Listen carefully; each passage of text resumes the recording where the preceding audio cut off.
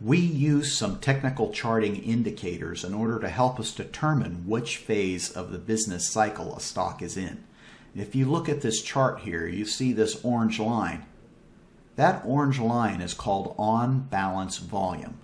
And what that is it's a study of the buying pressure of a particular stock.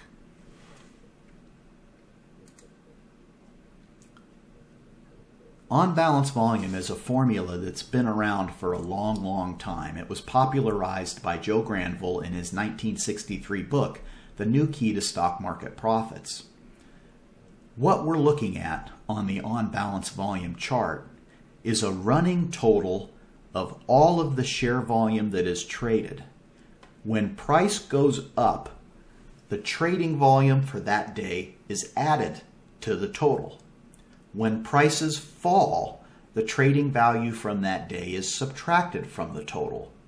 And that gives us a running figure, plus or minus, which helps us determine whether more stock is being bought up or more stock is being sold. Unlike many other financial instruments, stocks have a recognizable supply and demand. Companies typically issue a set amount of stock, and that set amount of stock remains set for years usually, unless the company needs to raise money again. So because there's a set supply, a supply and demand curve actually really does apply in the stock market. If there's only 30 million shares available, then there's only 30 million shares you can buy at any price. And so as demand for a stock increases and the public buys the stock, puts it into their account, that stock is no longer available for sale. In most cases, your individual investors buy stocks and put them away. As they do that, the supply slowly constricts, creating more pressure.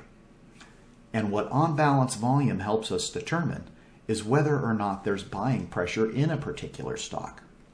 Let's take a look at a chart.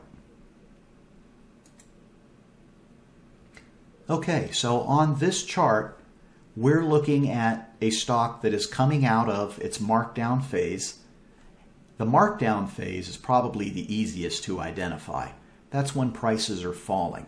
If you see, there's almost no excitement down here on the volume plot. The volume is basically dead.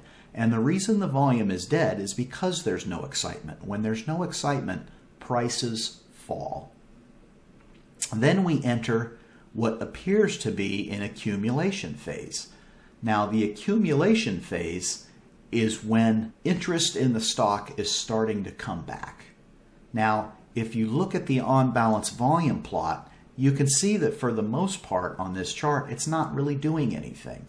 And then when prices stop falling, the volume starts to pick up, and then the line changes direction almost before the price does.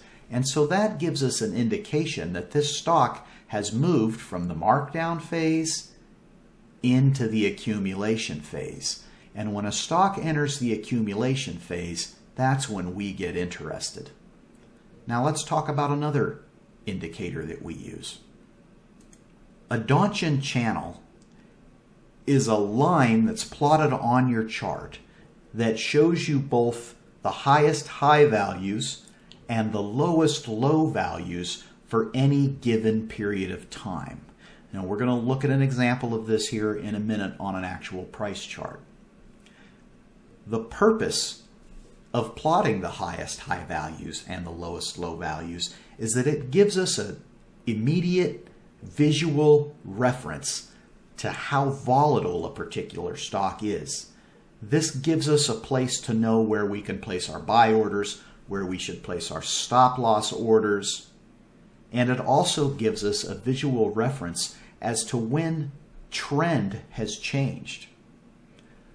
Now, the length of time that you set your Donchian channel to really depends on the kind of trading system that you're employing. How long of a trend are you looking for? How much risk are you willing to take that you might get suckered in with a sucker rally and whipsawed? I commonly use 8-day and 13-day Donchian channels to determine my stop losses, and then 21, 34, and 55-day channels to determine when is a good time to purchase a stock, looking for breakouts. Let's take a look at another chart. Okay, so now this is the same chart we looked at before, and again we have our on-balance volume line plotted, and as you can see, as this stock enters what I believe is accumulation, the on-balance volume picks up, the trading volume picks up, and the Donchian channel gets a really long floor in it. Now the reason it has a longer floor is because this particular stock during this time period has not made a new low.